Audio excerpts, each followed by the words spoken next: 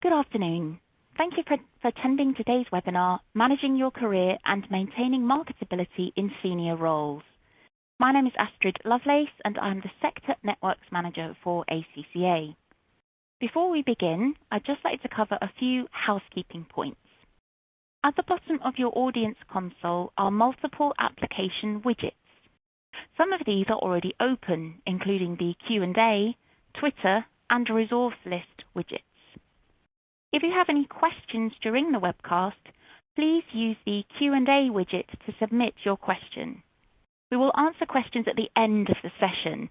If we run out of time, we will try and answer it later via email, as we do capture all the questions. A copy of today's slide deck is available in the resource list widget.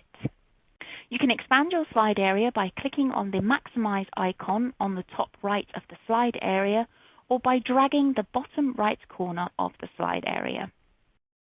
If you're not seeing the slide movement in your console, you can try hitting the refresh icon in your browser URL bar, or hitting F5 on a PC or Command R on a Mac. If that does not work, you should close the browser and then log back into the webcast. If you have any technical difficulty, please click on the Help widget. This is the question mark icon, and here you'll find answers to the most common technical issues. An on-demand version of this webcast will be available approximately 1 day after the webcast and can be accessed using the same audience link that was sent to you earlier.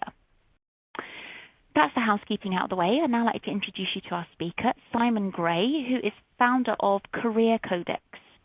Now, through his business, Career Codex, Simon coaches people from across the world to define, find, and then secure the career opportunity they really want.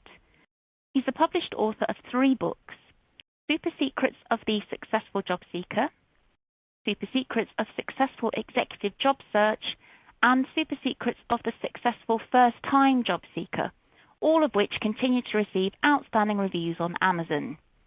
For more information, you can visit Simon's website at careercodex.com. Now, over to the man himself. Thank you, Simon.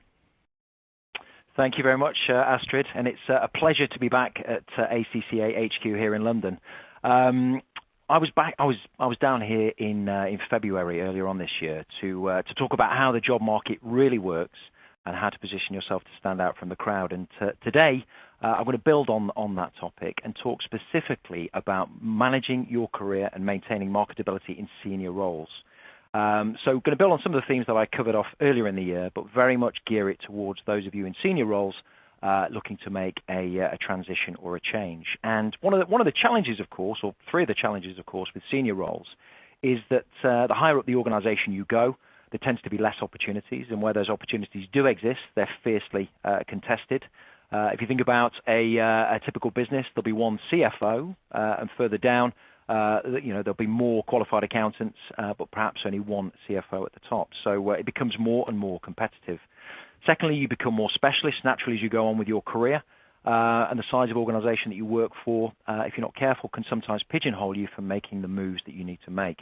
And of course, there's a challenge because at the senior end of the market, a lot of the opportunities are found through recommendation and referral. So not all the opportunities are visible. And this is this concept of the hidden market that I'm going to talk a bit more about today. So let's talk about what we're going to cover today. I'm going to cover 4 things before we get onto the Q&A. So the first thing is we're going to talk about the 4 pillars of successful executive job search. And this is very, very much more than a CV or resume or well-worded LinkedIn profile. There's a lot more to it. I'm going to outline what you need to be thinking about to really position yourself properly. Secondly, we're going to look at how to map the future and take proactive control of your career. So often when I start working with my private clients, they're in a state of reactive chaos is how I tend to describe it. They're doing stuff, probably the wrong stuff, but they're not really in control of what's happening. So I'm going to show you how to take proactive control of your career today, every single step of the way. Thirdly, how to position yourself as a thought leader and industry expert. Now, you've really got to do this thing nowadays, because if you really want to find the opportunities and find the opportunities in the hidden market, you have to be visible and you have to be seen. And it's really a move from outbound marketing to an inbound marketing strategy. And if those terms aren't too familiar, don't worry. I'll cover that as we go through the presentation. And then finally, number 4, how to maintain your marketability and mobility in senior positions. So marketability is really about visibility, and therefore the number of opportunities that are presented to you. And of course, the number of opportunities that are presented to you, it generally increases your mobility in the marketplace. And then Astrid's going to kindly facilitate some Q&A as we get towards the end. So please have your questions ready. So let's talk about why you're here. Obviously, you've all registered for this webinar or are watching the replay. But what prompted you to come to this event? Because I think it's important to think about this and to ask the question why.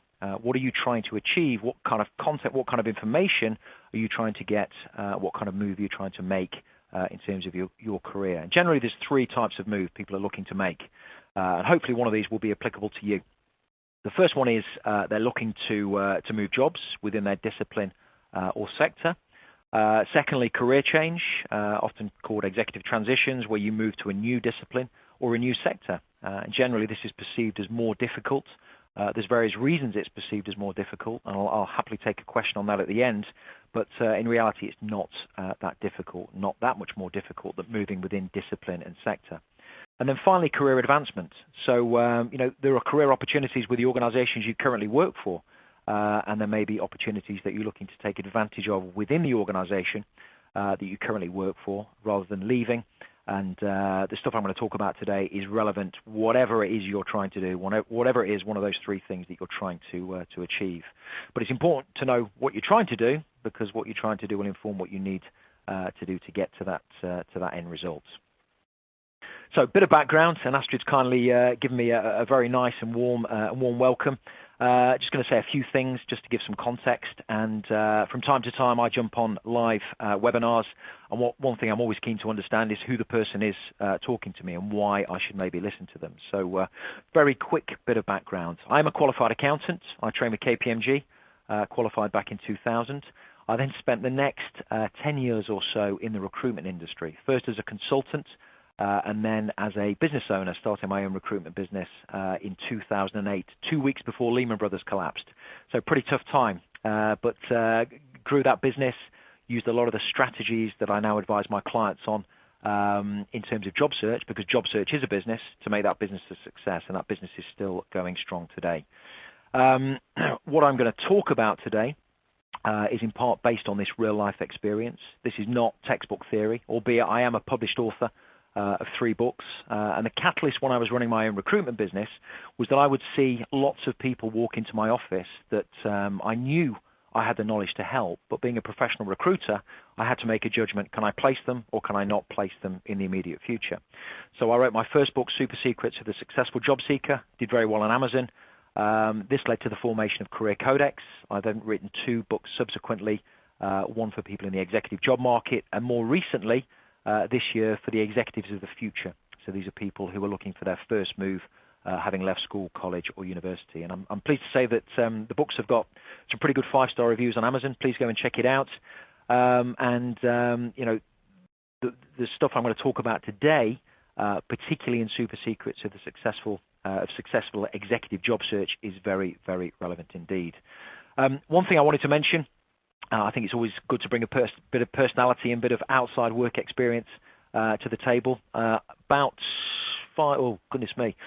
8 years ago now, 9 years ago now, I sold all my worldly possessions. I went off to Tokyo in Japan and spent 2 years there. Did an 11-month boot camp with the Tokyo Riot Police in Aikido. I'm a big martial arts guy. This was called the Sensei program. And quite a lot of the stuff that I bring to Career Codex is some of the stuff that I learned there about discipline, determination. So I'm a trainer, coach, and cornerman. And we'll talk about that a little bit further on when we get to LinkedIn and the professional headline. So I now coach people from all over the world, as Astrid said, through my Executive Edge programs, Jumpstart programs. And if you'd like to find out more, please feel free to visit careercodex.com or to find me on LinkedIn and connect me on LinkedIn. My username is Simon Gray, ACA. Okay, let's talk about some of the challenges in senior roles. And I've talked about a couple already, so I'll gloss over those quite quickly. The first one is narrowing opportunities. These are fiercely contested towards the top of any organization. One of the big challenges is that people, when they come into the job market, place far too much emphasis on their CV or resume. And as a professional recruiter, and I should say I was a professional recruiter in the accountancy and finance space, I used to have candidates registered with me, and they'd send me a CV. If I'd not placed them within 2, 3, 4 weeks, they'd send me a new version of the CV. And then again, a new version of the CV if they'd not been placed in 2 months. And there was really this misheld belief that successful job search is about the CV and the resume and what's on it. And by making that extra tweak, it's the magic pill to get the job you want. The reality is it's not. And I can tell you the reality is it's not, because people rarely read a CV from start to finish.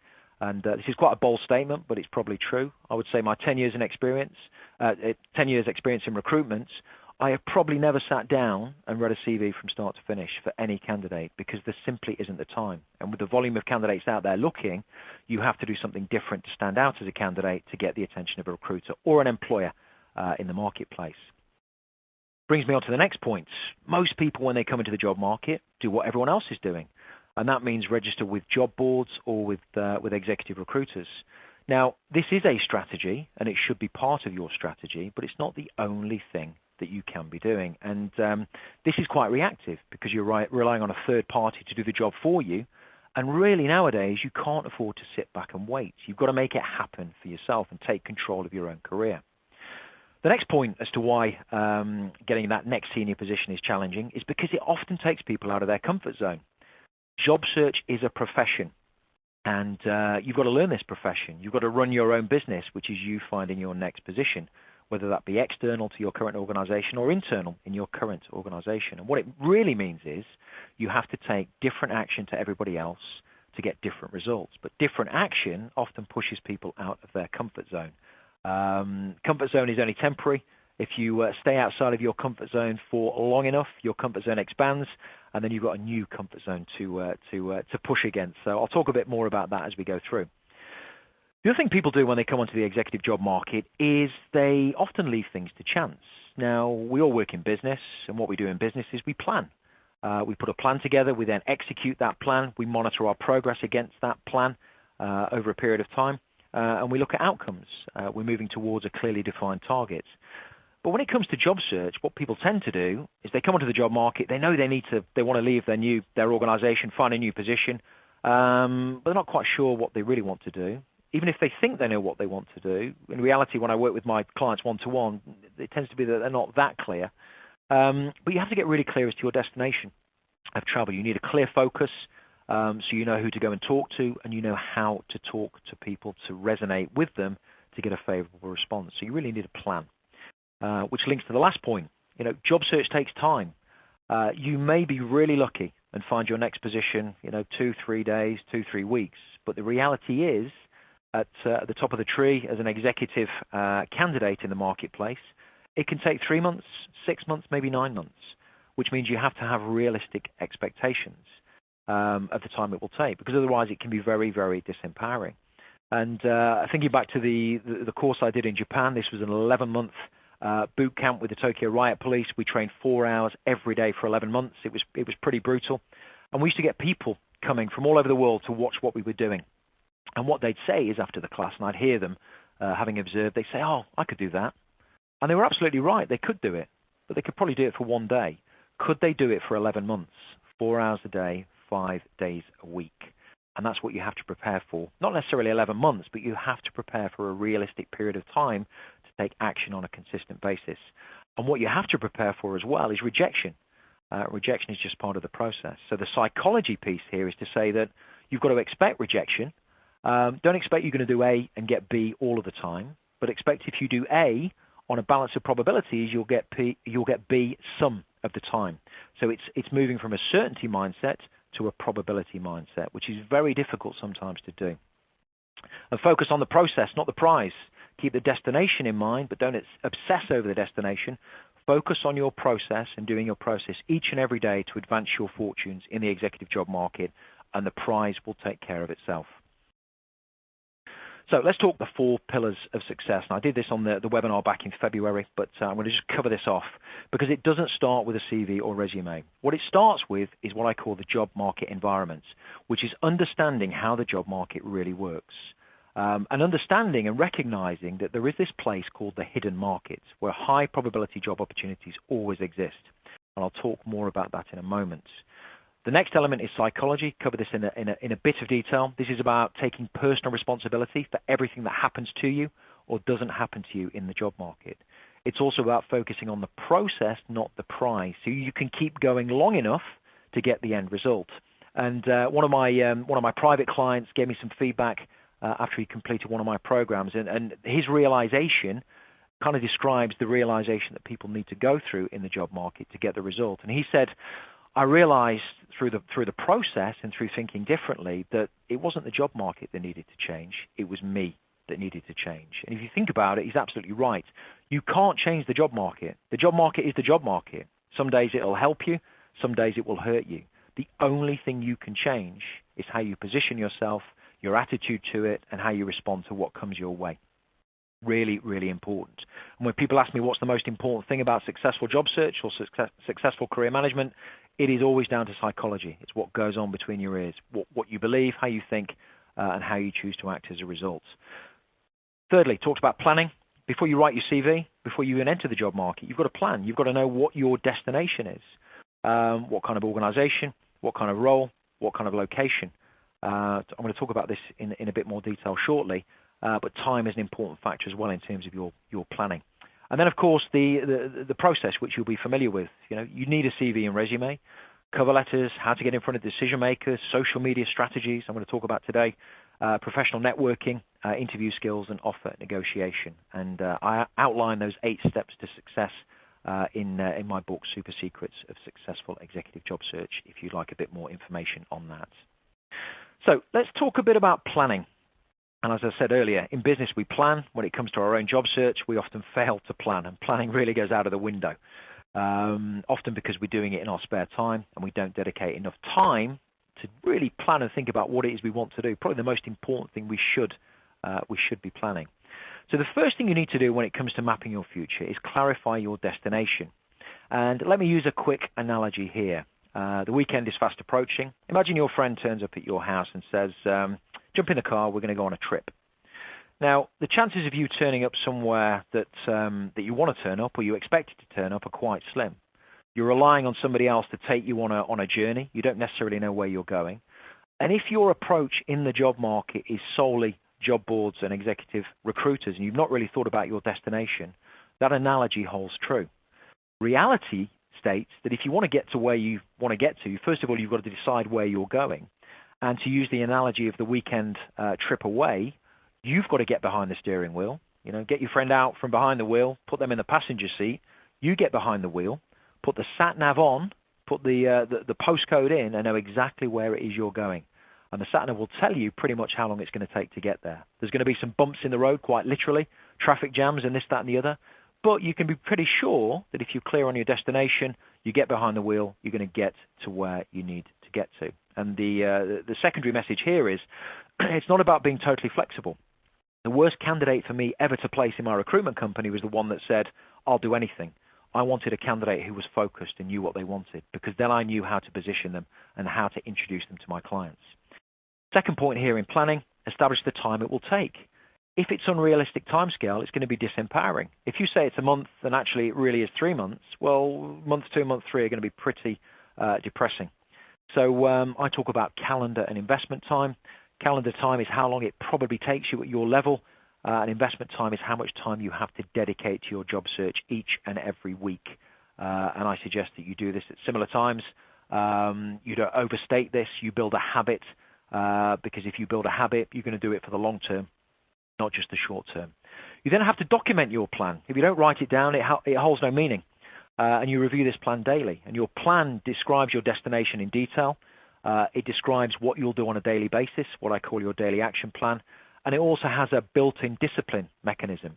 Because if you jump back to when you were at school or revising for exams, we all put these timetables together, didn't we? I'm going to do this on that date, and we were all really ambitious. And then we broke the rule. And when we broke the rule, it meant it fell away and we didn't bother doing it anymore. So you've got to have a strategy for discipline. And I talk about rules based on learning, based on understanding how your mind works and how you try and either hurt yourself or help yourself, unbeknownst sometimes to you, to make sure that you stay on course and stay on course for the duration. And then you've got to implement the plan diligently and consistently. You can't come into the job market and work on it 8 hours for one day and then do nothing for 3 weeks. It's far better to work your plan for 20 minutes a day for 3 months than to do 2 or 3 solid days sporadic over a period of time. So getting clear on your destination, getting clear on your plan is extremely important. Otherwise, you don't know where you're going, and you definitely don't know how to get there. Let's talk now a little bit about the environment, how the job market works.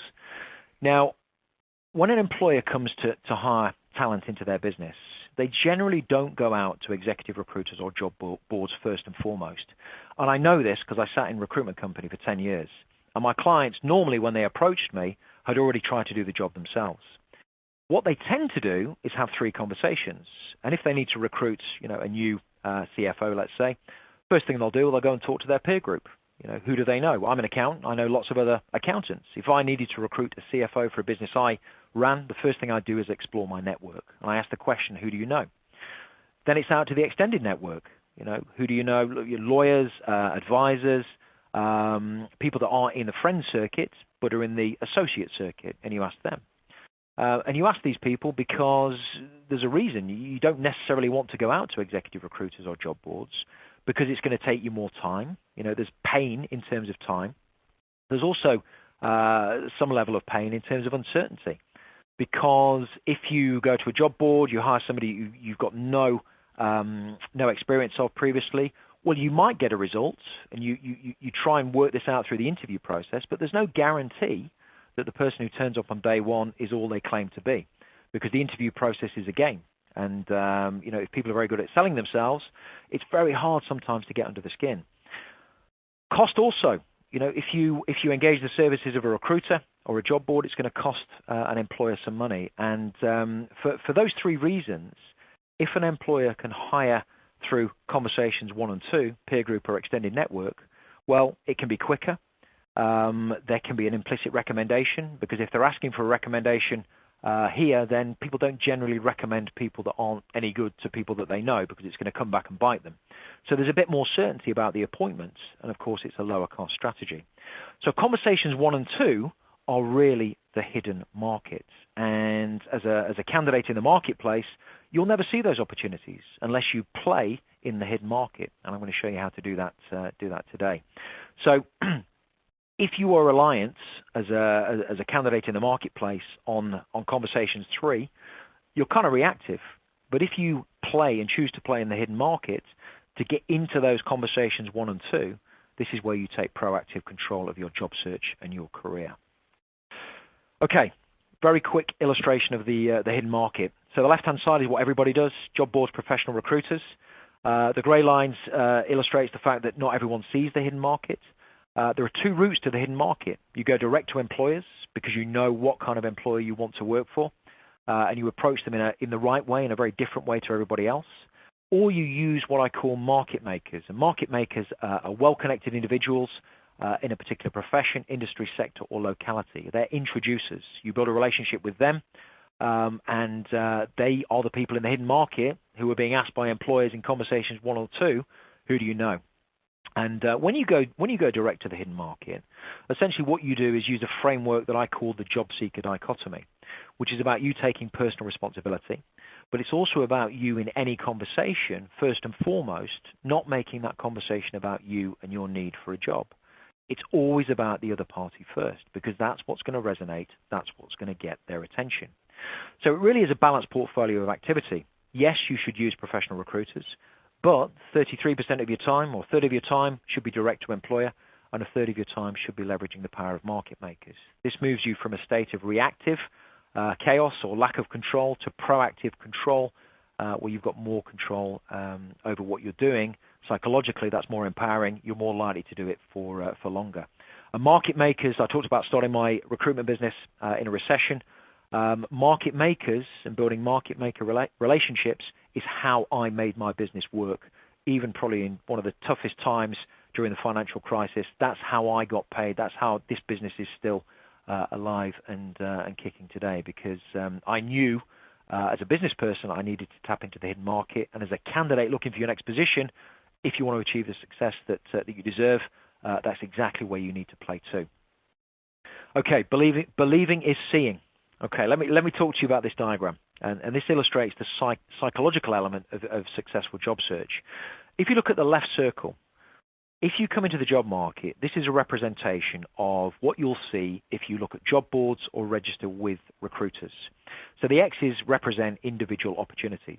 And because you can see them, because they're advertised or they're positioned in front of you on websites or whatever else, there is a belief that, seeing is believing. I can see these opportunities, and as a result, there's probably a higher probability of me getting hired for one of these positions. The reality is that's probably not the case, because the reality is these are conversations three. These are where the opportunities are in the public domain. Everybody can see them, means everyone's competing for them. Look at the right-hand circle. This is the hidden market. So this is conversations 1 and 2. Now, when you go into the hidden market, you can't see the opportunities. It's hidden. But if you believe in the hidden market, you think about the hidden market, and you take action in the hidden market, you will see those opportunities over a period of time. But what it means is you have to come out of your comfort zone and do different stuff. And the black crosses there represent the opportunities that you will see, that others won't see, if you step out of your comfort zone. Now, I work with lots of different clients from all over the world in the executive job market. And one of the challenges and one of the things we need to break down first off is this thing about confirmation. Because what people like to know in life is, if I do this, I'm going to get that. So if I take this action in the hidden market, I want to be pretty sure that I'm going to get that result. So confirm to me that I'm going to get that, prove to me I'm going to get that, and then I'll take the action. This is the wrong way around. You've got to think of it in reverse. You've got to take the action to get confirmation. So you have to trust in this process. And I talk about this on a podcast I recorded yesterday, and you can find this on SoundCloud or Career Codex on iTunes or through the website. But believing is definitely seeing when it comes to successful job search. And what happens is, if you don't have the right plan in place, you'll do a bit of stuff in the hidden market, but then the tendency is that you'll move from the right-hand circle pretty quickly back to the left-hand circle. The reality is you need to stay in the right-hand circle to push the boundaries of your comfort zone for long enough that you get the results. Okay, let's talk about standing out and increasing your marketability. And this is really about visibility. And this is positioning yourself as a thought leader or industry expert. And one of the big game changers in the job market in recent years, as people have started to adopt this, is LinkedIn. LinkedIn is huge. I think there's about 400 million plus people on the platform now. And that tells you something. And it's an important place that you need to be. Sometimes I get resistance from clients who say, I don't want to be on LinkedIn. I'm not comfortable with social media. Well, you absolutely have to get on LinkedIn, and here's why. It is a big game changer, and the big reason it's a big game changer is because it's given employers direct access to the hidden market. So previously they had to rely on conversations 1 and 2. Now they have an up-to-date, real-time database. When I say real-time, it's because individuals keep that database up to date. And this database rivals any database that any recruiter has. And if the employer's invested time, energy, and effort to know how to use it, they will be using it to find people with your skills and experience. You may not know it, but they will be. So, as a recruiter, when I started out in the recruitment industry, there was no LinkedIn. But towards the end, there was. And I used this as my extended database. In fact, quite often, my primary database to go out and find talent for my clients. So LinkedIn has made things faster.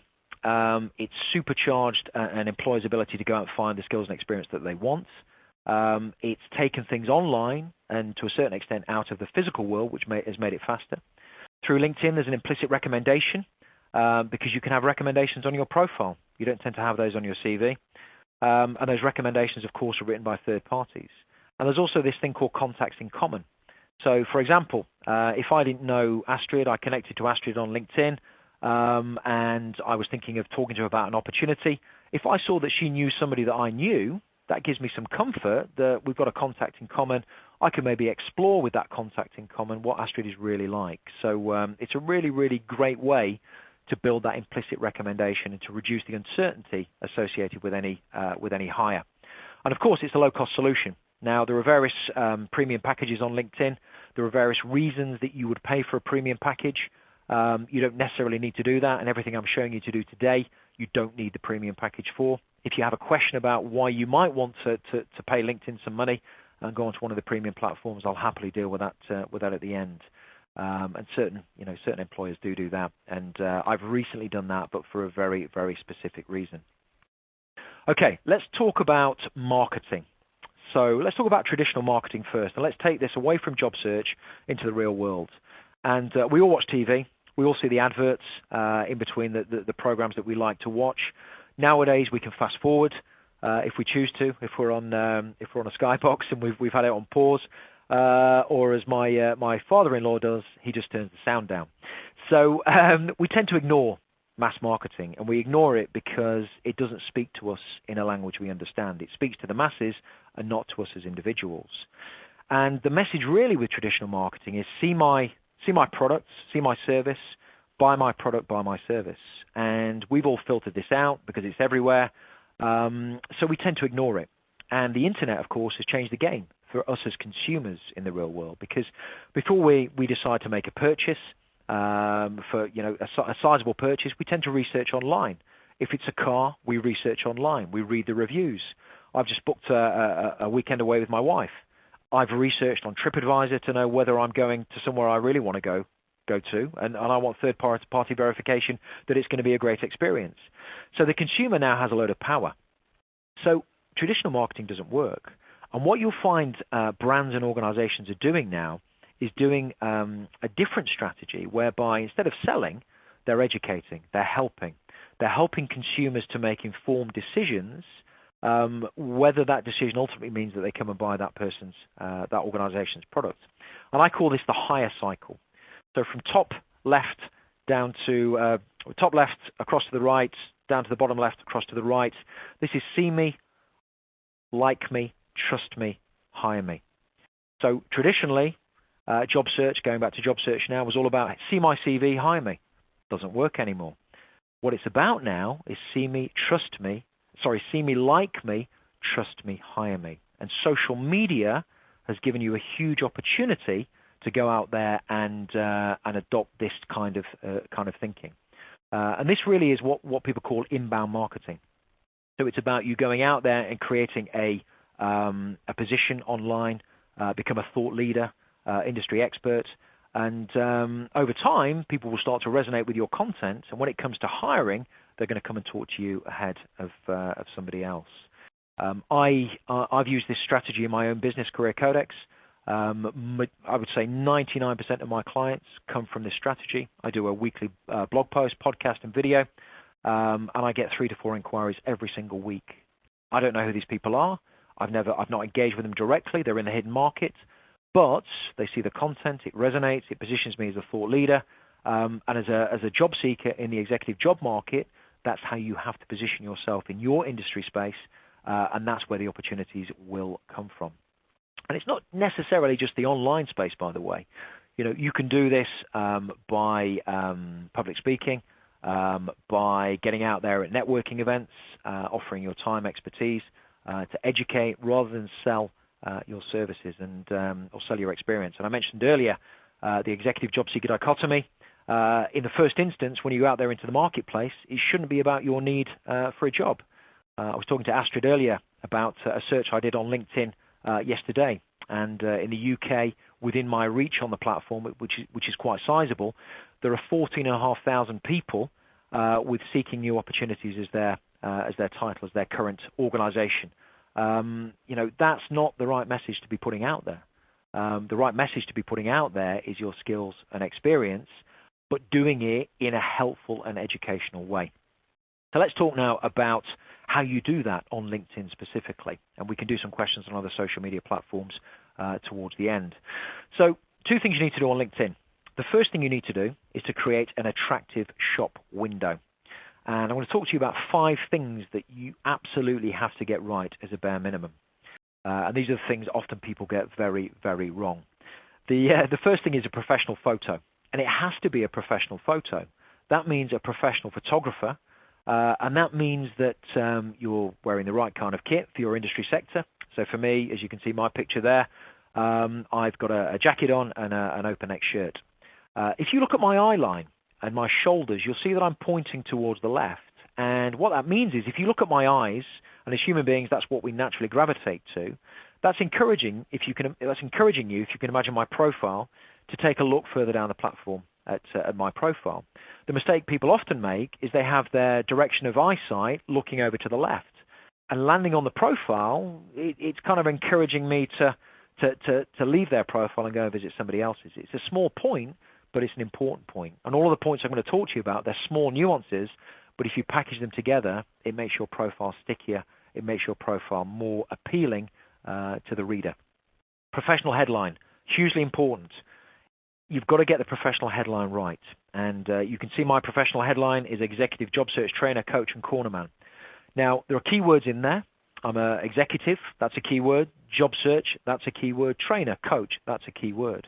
But I've also added in an element of intrigue. Cornerman. What does this cornerman thing mean? So people might read on to try and understand that. And of course, that relates to my martial arts background. And interestingly, when my executive clients approached me in the first instance, at least 20-30% of the time, they mention this cornerman thing as being one of the things that encouraged them to get in touch and to read on. And that's really what you want people to do with your professional headline. So balance between keywords and also injecting a bit of personality to make you stand out. Connections. Connections on LinkedIn really is the lifeblood. The more connections you have, the more reach you have. And what I mean by reach is the more people can see you and the more people you can see. Now, this is often a hotly contested issue. Should I connect to somebody that I don't know? My answer is yes, because the reality is the person who's going to hire you next you probably don't know. And it's not just about them, it's about who's in their network. So the more people you connect to, the more visibility you're going to have. And unfortunately, there's no fast way to do it. This is a one-by-one journey. So it's one-by-one engagement, because if you're going to connect to somebody you don't know, you need to include a personal message. They need to understand why you're connecting to them. And that message needs to be about them, not about you. And I do this as a habit. I connect probably to 2 or 3 people every single day, which builds my reach and builds my profile in my target audience. Of course, if you have 100 connections that are in your industry sector, that's better maybe than 100 connections that are all over the place. But volume does speak, because it's not just about the people that you're connected to, it's about who they're connected to. But you need this balance between quality and quantity.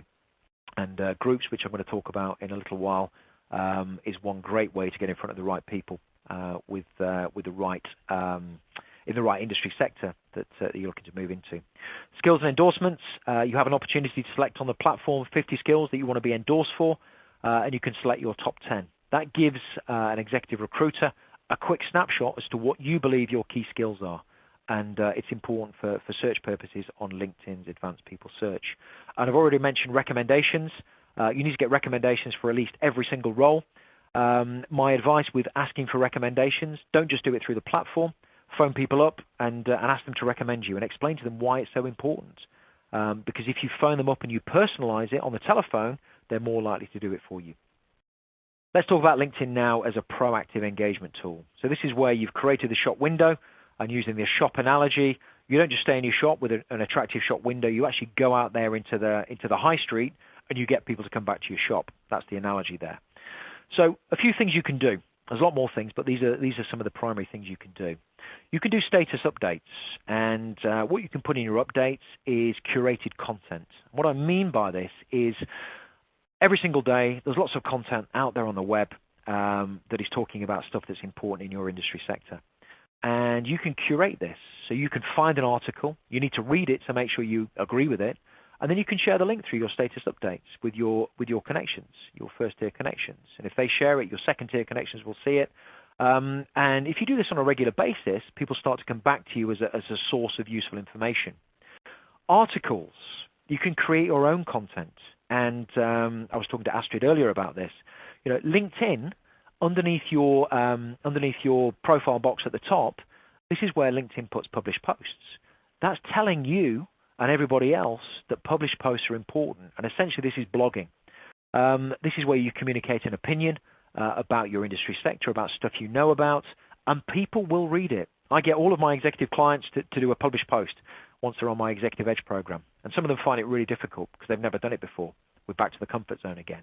But once they do it, they see that actually people engage with it. They comment, they share it, and it spreads your message as a thought leader, an industry expert in your sector. Groups, so important. Think of these as fishing ponds. If you want to go and catch a fish, then you go to the right pond. You want to catch a trout, you go to a pond full of trout, to use an analogy. And it's exactly the same with groups. So what employers do and what recruiters do, and I used to do this all the time, I would go to a specialist group if I needed to hire a specialist skill. So if you have a particular niche specialism which you need to be promoting, because it's about focus, not just about flexibility. In fact, it's not about flexibility, it's about focus. Then you should be in these groups, and you should be listening first and engaging second. And what that means is when people are looking to find people of a certain disposition with certain skills and experience, they're going to post information in groups. They're going to find you and approach you via groups. So you have to be in the groups. Which groups? Well, think about your target employer. Think about, the chief executive of XYZ Limited. You want to work for this business. Well, have a look at who the chief executive of XYZ Limited is. Have a look at which groups he or she is in. And that's a pretty good clue that you want to be in those groups. So that can help inform which groups you can be in. And you can be in up to 50 groups. My suggestion is join 50 groups because LinkedIn encourages you to do that. But be active in 10 at the very most, because you just simply haven't got the time to be active in 50. So when you start to come out and do this proactive stuff, you've got to do it consistently. Consistency is key.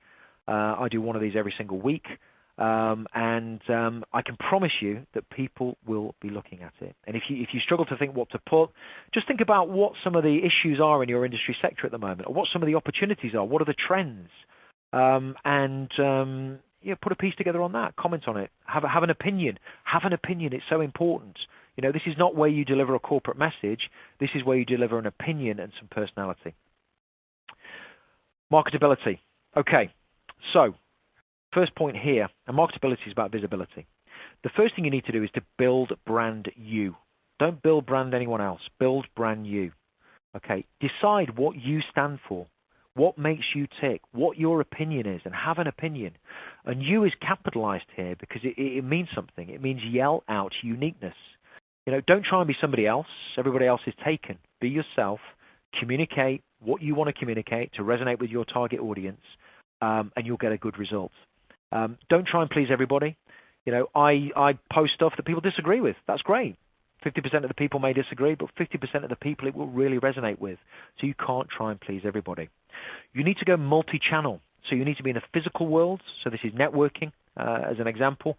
You need to be in the online world, as well as LinkedIn, as a platform I've discussed today. I've also started blogging for Accounting Web, as an example. So I blog for them every month now. And all that was simply me approaching them, speaking to them and saying, would you like me to create some content for you as a thought leader? They get my message out now to thousands of people that I would never, ever reach. So just offering to do stuff like that is often very well received. And it's got to be multimedia. Not everyone likes to read stuff. People like to listen to stuff. People even like to watch video. This is one of the reasons I do my blog post, my podcast, and my video every single week. And I was talking to Astrid earlier, and I said my prediction is this, that the big trend is video. And my prediction is that LinkedIn will introduce a live streaming video option soon. Facebook has it. A lot of the other platforms has it. Video, it communicates to all the senses in one hit. And I think that's going to be very, very important. It's one of the reasons I'm working hard to get good at video. I know I'm not on video today, but if you go to my website, you see that I am regularly, because I think for job search, that's going to be extremely important moving forward. And then inbound, I've talked about this already. This is about where you go out with a clear, focused message to a target audience. It's not scattergun. It's where you're in proactive control. You're in the driving seat. You're not letting somebody else do this for you. It's about getting uncomfortable, because it is uncomfortable because you'll be doing different stuff. And it's about learning as you go. Don't expect to have all the answers on day one. Lifelong learning is something I massively believe in. I read a book every couple of weeks, and I explore a new social media platform or strategy or technique at least every couple of weeks because I want to stay current and I want to stay on the money in terms of where the market is moving. And in your market, your industry sector, my advice is to do exactly the same. Okay, nearly time for Q&A, but the last thing I wanted to talk about is mobility. So marketability and visibility is important, and you need to do this consistently. You've got to do this all the time. It's not about stop-starts. One of the biggest mistakes people make when it comes to job search is they start marketing themselves and profiling themselves when they need a job. It's too late. You need to do this all the time and build a habit for life. It should be part of what you do each and every day. Consistency is key. Don't overcommit to what you're going to do. Don't say you're going to do a blog post every day because you won't. But commit to what you can do and take little steps daily. And little steps daily is a lot better than big sporadic leaps. I'm going to say that again. Little steps daily is a lot better than big sporadic leaps. With regard to how you position yourself as a thought leader, engage. So communicate a message that's going to resonate with people that you're trying to reach. Educate, provide solutions, suggestions. Make it entertaining. Inject some personality. I can't emphasize that enough. People are afraid to give some of themselves. My advice is to give all of yourself because people want to engage with people. They don't necessarily want to engage with corporate organizations. And you're communicating as an individual, your personal brand. It's very, very important that you yell out your uniqueness. And then connect. On LinkedIn, it's 1 by 1. 3 connection requests a day with a personal message equals 15 a week, 60 a month, and 720 in the course of a year. If you connect to people via groups or join groups, you get a group connection. It increases your reach exponentially. And if you connect to people with high levels of first-tier connections, they become your second-tier connections. So, for example, on the next slide, you've got my LinkedIn URL. I have 5,200 connections on the platform. If you connect to me, and I would invite you all on this webinar to connect to me, I'd love to hear what you think. I'd love to see who was on. And if you've got a message or a question, then you can always reach me through the LinkedIn platform. And as a bonus, you'll get 5,200 second-tier connections. And a lot of those are in industry at quite a senior level and particularly in the accountancy and finance space. If you'd like to check out some of the blog posts, podcasts, or videos, please go to careercodex.com. And you can subscribe to the monthly newsletter there. And there's my email address, simon.gray@careercodex.com, there on screen. So thank you very much for listening. My aim today was to get through quite a lot of content, give you a new way of thinking about things, new things to go back and explore. Really successful job search, particularly at the executive and senior level, is about standing out. And standing out always means pushing the boundaries of your comfort zone and doing different things, but then doing different things consistently.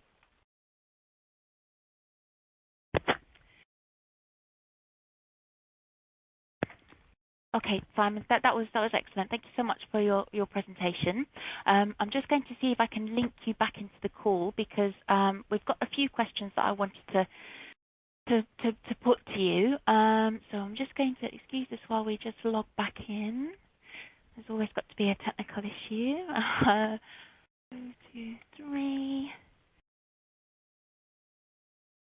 Okay, so what you are now listening to is live conference call connection, so apologies for that, but hopefully we'll get Simon back in very soon and ask him the questions that have come through. So we're just going to enter the passcode for him. Let's see, 42404. Right, hopefully Simon will soon be placed into conference, as the robot voice loves to say. Are you in? There we go, I'm back. Excellent. That was completely my fault. Pressed the wrong button and cut myself off. But that hopefully gave everyone a load of time to think of some questions. So there we go. Well, and Simon, thank you very much for giving me an opportunity to be out of my comfort zone there. I think, it was good. I've now learned. That was what I was trying to do. That was on purpose. Right, okay. So, there's still time for you to send questions through, so please do feel free to ask any question at all. Simon has very kindly said that he's yet to be stumped by any particular question, so come on, let's challenge him. So talking of comfort zones, etc., you've said quite a lot through your presentation that it's all about, taking a chance, trying different things, really getting out of your comfort zone. I think people do understand that, but it's taking that first step. You mentioned in particular the importance of social media.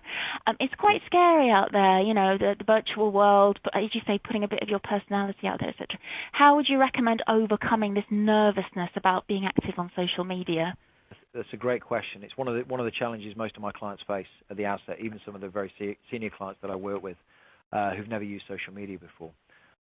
So the first thing I'd say is you've got to take the first step, but take a little step. Take a little step that makes you a little bit uncomfortable, but stay there long enough.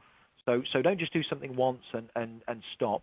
So one of the very, very simple things you could do on LinkedIn, talked about LinkedIn today, you could say for the next 2 weeks, every single day, I'm going to take a piece of curated content and I'm going to share it on the platform. That's a very, very simple step. Once you've done that, and the world hasn't fallen in and you still feel okay, then you can go to a published post. You can then reach out to start to reach out to people that you don't know with a personal message. Things that you haven't done before always seem scary, but that's not a blocker to do them. It's about staying on the periphery of the comfort zone long enough to shatter that periphery and then move to a next step. I was terrified of public speaking 3 years ago, so I did it. I did it again. Some things went well, some things didn't go well, but now I am very confident and very comfortable doing it. But I had to go through the pain to get there. Same on social media. Okay, thank you. So essentially, it's, as you were saying before in your presentation, about sort of little and often, not necessarily huge, great leaps into things and then retracting. It's, doing things a little at a time and just taking that first step, really, I guess, and that way you break that resistance. So actually, we've just had a question come in terms of sort of other social media channels that are available. So someone asking here, is it just LinkedIn that you'd recommend people are active in, or multi-channels, like, for example, YouTube, Facebook, Twitter, Pinterest, all these kinds of things? Because you mentioned that you have to be very clear about your destination. Definitely. So are there other kind of social media platforms, things that you should really target, perhaps, if you want to consider getting to your destination? Absolutely. Great question. So the first thing you need to think about is who are you trying to reach and where do they hang out? They'll hang out in the physical world in certain places, or they'll hang out in the digital world in certain places. So if, let's say if you're in the creative industries, well, Pinterest is a very visual platform where people profile their creative content. So that is probably a place that you would want to position yourself in that sector. Twitter is an interesting platform. I use Twitter extensively as well. I see Twitter more as a news feed to find out what's current and what's trending on topic in certain industry sectors. And what you can use that for is to help create curated content for your LinkedIn platform, for example. There's another platform that I've recently discovered. It's American-based. I think it's American-based. It's called BEEBEE. This is a platform quite similar to LinkedIn, but it's offering something slightly different and a different way of communicating and engaging. So, as I said earlier, this is about lifelong learning and experimentation. You've got to have a clear idea as to where you think your customer is or your employer is. If we're talking about job search, be there, engage there, see what happens, then experiment with new platforms as they come. Don't try and be on too many, though. You've got to manage them properly. I use, in business, I use LinkedIn, Facebook, and Twitter principally. Okay, thank you, Simon. So again, it just sort of reinforces your point about sort of knowing where you want to be and then talking to the people in those areas. And I think it was important also when you said about groups on LinkedIn, perhaps join the 50 that they recommend, but please don't try and keep up to date on all 50 because that will become your day job. Correct. So just pick the ones that you really want to focus on. Correct. You've also mentioned, which I think was quite important, about the whole psychology. And how it's important not to lose heart. I liked what you said about, think about it in terms of probability, not certainty. Yeah. So I think that's probably a message that people should definitely take from this presentation. It's all about knowing your destination, speaking to people in that particular interest group, and just taking the time to make consistent and continued small steps to really build your profile. Absolutely. What I'd say on the psychology element is this. Rejection is part of the process. Rejection is inevitable because there are people on both sides of the transaction. The employer is a person, you're an individual. And you're never going to get it right. 20% of the time, even if you're the best candidate for the job and you do the best interview, the personality fit won't be there. There was something I watched recently that Tony Robbins put out there. It's his latest video, and he says in that, let me get this right. He says things don't happen to you; they happen for you, and that's a great state of mind when it comes to the job market. Because okay, you didn't get this job today. Okay, what have you learned from that? What can you then take to the next role, the next encounter, the next interview? So learn from it, advance, develop. As long as you're getting better and better and better, and remember it's a skill, it's a profession in itself, then as I always say, success is guaranteed. It's just about turning up consistently for long enough to get the result that you want. Okay, and that's certainly been a very strong theme throughout what you were talking about in terms of maintain that momentum, be consistent, etc. And I thought it was very interesting also the way you're saying about, plan the time, don't be unrealistic. So that, in a month I'm going to get, this dream job, that it may take a little longer, so not to lose heart. Yep. I've just actually had one more question just come in. Right, and this is actually looking at LinkedIn again. You've mentioned how important it is. There's 440 million, and people are interested in using it properly and effectively. So this person is asking, so how can you use LinkedIn effectively? For example, how to make the best use of endorsements. So some people endorse, the questioner is saying, some people have endorsed my skills, but I don't know how to acknowledge this. So that's actually quite a specific question. So if someone on LinkedIn endorses your skill and you don't necessarily know them, how can you acknowledge that and therefore validate that you do have that skill? I think that's what they're asking.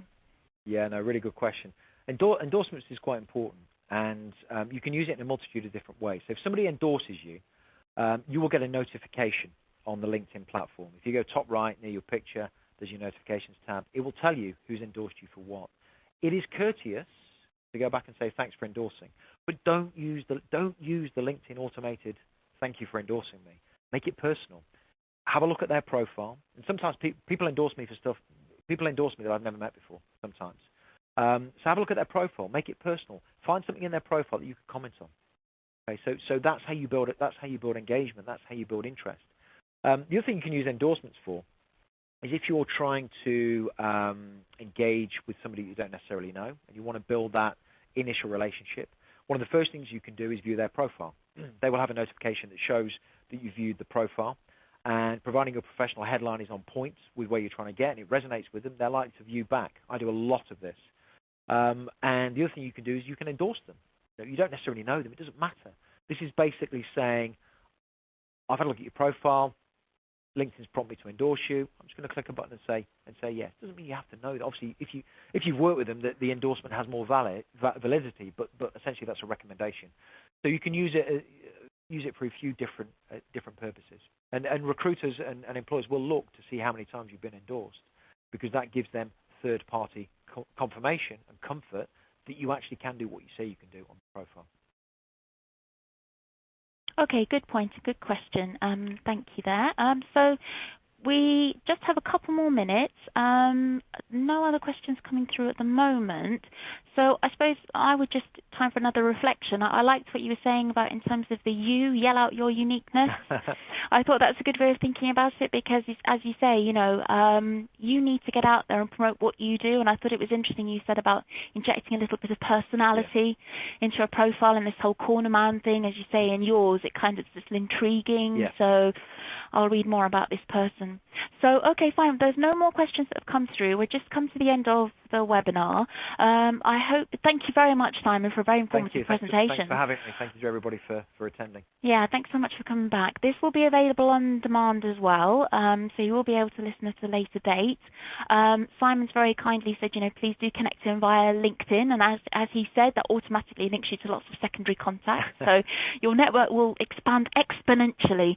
So please do take advantage of that, and we hope that the advice you've heard today has been useful. Just a quick reminder, you should receive a feedback form at the end of this webinar. Please do take a couple of minutes to fill it in. We do act on your feedback. So thank you very much again for your time.